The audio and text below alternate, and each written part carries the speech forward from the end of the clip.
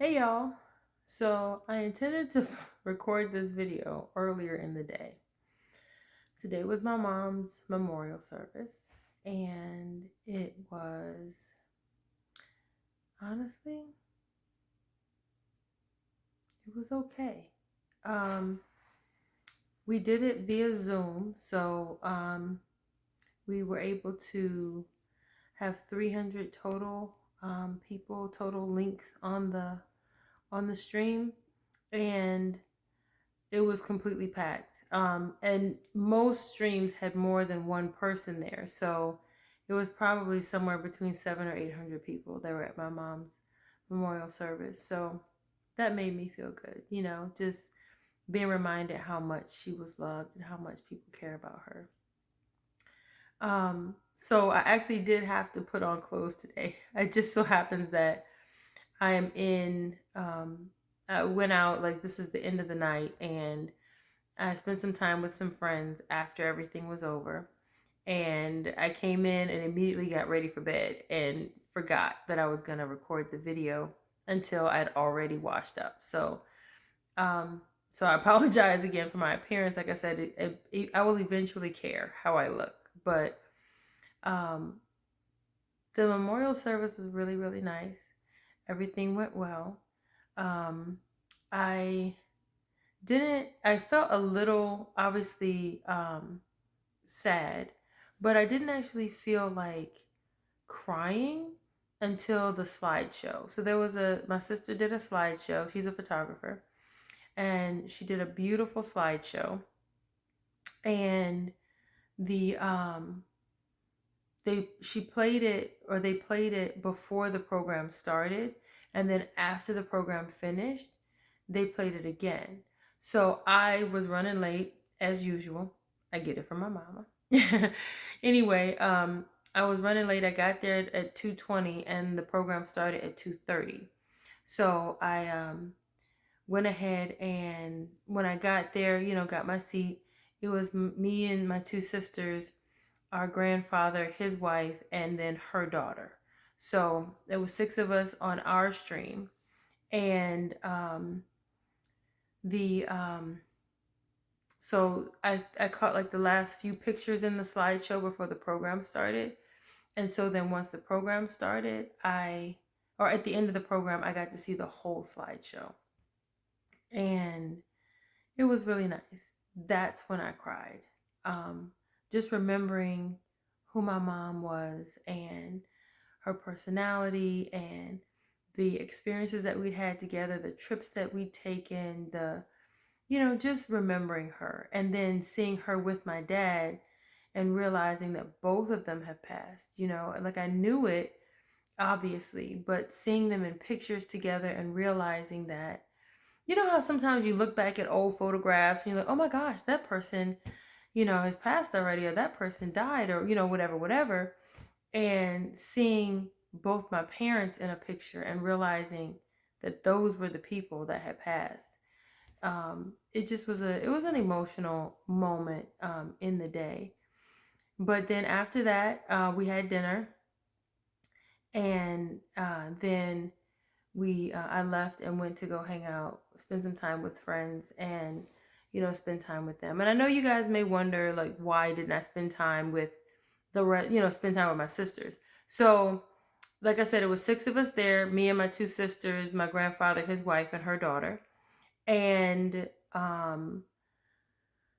after we had dinner, it started to get dark around 6. So my grandfather's wife's daughter, so I guess his stepdaughter, decided that she didn't want to drive in the dark. So it was starting to get dark, so she decided to go ahead and leave, and she was the ride for my grandfather and her mother. So they all left at the same time, and then I decided to leave. So, and I'll go into this in more detail another time, but I'll just say I didn't really feel welcome at my sister's house. They have their friends. We have different religious beliefs right now. And the other people that are part of that religious organization and my sisters did not really make me feel like I was welcome. So, not that they did anything in that particular moment, but other things that have happened through this whole process led me to believe that, I should probably go ahead and head out when my grandfather left. So when he left, I went ahead and left with them and then went to go hang out with some of my friends. And we had a good time. We had a few glasses of wine, chit chatted about my mom, chit chatted about, just stuff in general. All of us have experienced loss.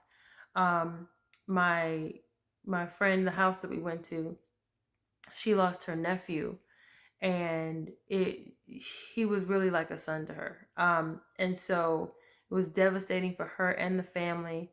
He overdosed on drugs in the house, and it just really really messed them up. So they're still reeling from that loss from 2016. And then my other friend who was there, she lost her brother to murder. He was murdered, and she still reeling from that. She lost her father to heart disease, and so she and her father were extremely close, much like me and my mom.